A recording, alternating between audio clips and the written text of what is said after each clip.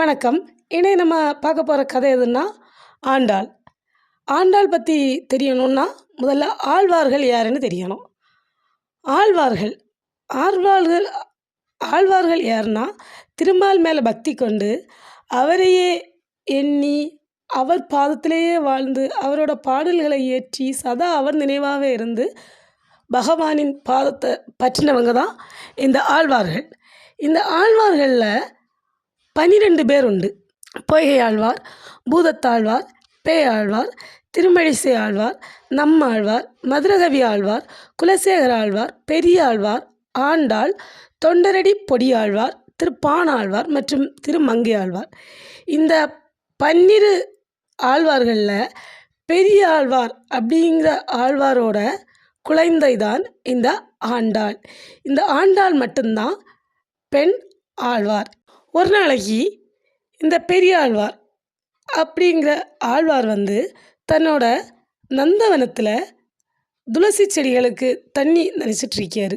அவர் தினமும் என்ன பண்ணுவார்னா அவரோட நந்தவனத்தில் உள்ள மலர்களை கொய்து அதையே மாலையாக கட்டி வடபெரும் கோயிலுடையார், அதாவது ஸ்ரீவல்லிபுதூரில் இருக்க பகவானுக்கு என்றைக்குமே கொண்டு மாலை சாத்துவார்.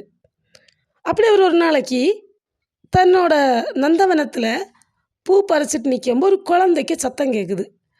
அப்படியே அவர் யாருன்னு பார்க்கும்போது அவரோட துளசி மாடத்துக்கு பின்னாடி ஒரு குழந்தை இருக்குது. அந்த குழந்தை அந்த துளசி செடிகளுக்கு இடையிலேருந்து எடுத்ததுனால அவர் கோதைன்னு பேர் போடியார். அதுக்கு அம்மா அப்பா யார் தெரியலை. பூமாதேவியே தனக்கு குழந்தை வரம் ஒரு குழந்தைய கொடுத்ததா நினச்சி அந்த பாப்பாவை அவர் வளர்த்துறாரு.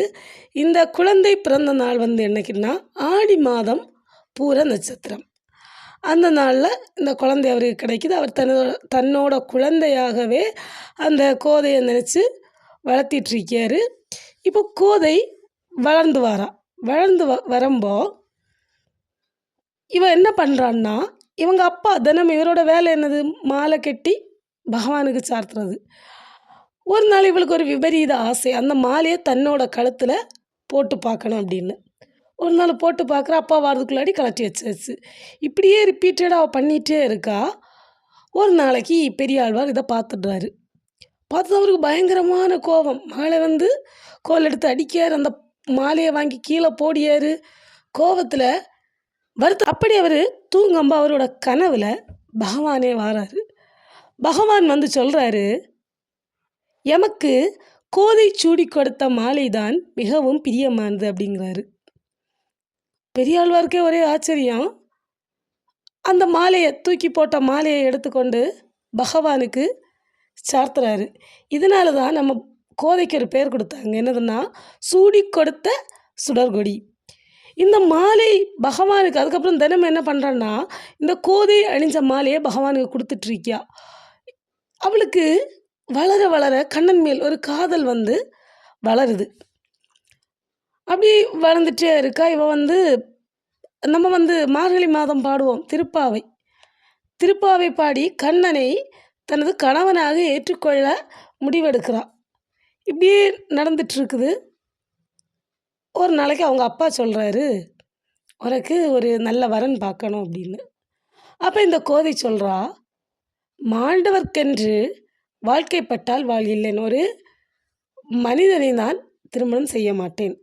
அப்படி நான் திருமணம் செய்தால் அரங்கநாதனைத்தான் திருமணம் செய்வேன் அப்படிங்கிறா.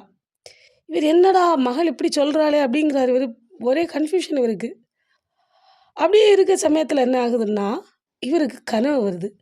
அதில் பகவான் தோன்றி சொல்கிறாரு, எனக்கு யார் நீ கோதையை மணக்கோலத்தில் அழைத்து திருவரங்கம் கூட்டிகிட்டு வர நீ.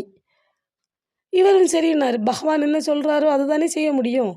பிள்ளைய மணக்கோலத்தில் அழைத்து திருவரங்கம் அழைச்சிட்டு போகிறாரு. அங்கே போய் பகவான்கிட்ட போனப்போ அங்கே ஒரு ஜோதியில் இந்த ஆண்டாளையும் அரங்கநாதன் ஆண்டாளையும் தன்னுடன் ஏற்றுக்கொள்கிறார். அப்போது அந்த கோதையோட வயது என்னதுன்னா 14 வயது. இதுலேருந்து நமக்கு என்ன தெரியுதுன்னா, பகவானை மதுர பக்தி, அதாவது கணவனாக நினச்சி மனமுருக வேண்டினாலும் கூட பகவான் நமக்கு அருள் பாலிப்பார். இந்த மகளை அரங்கனுக்கு மணம் முடிச்சு வச்ச பிறகு பெரியாழ்வார் திரும்ப எங்கே வராரு?